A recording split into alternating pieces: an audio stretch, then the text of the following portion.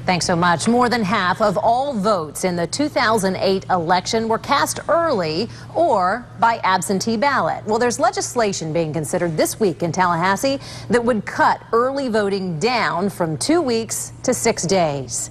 Mike Vassalinda has the very latest from our exclusive Capitol News Bureau.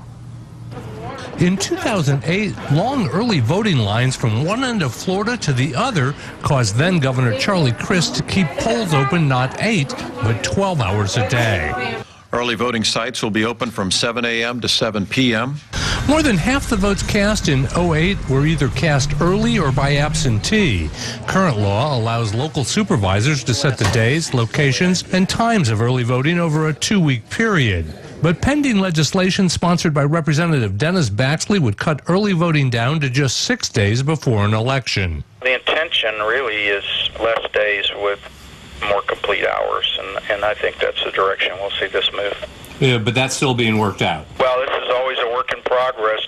The bill also says students could no longer change their addresses from one county to another on Election Day. Under the proposed changes, neither the media, party activists, or candidates could talk to any voter in line anywhere. And groups like the League of Women Voters would have to turn in any voter registrations they collected within 48 hours. Voting advocates say the bill is a solution in search of a problem.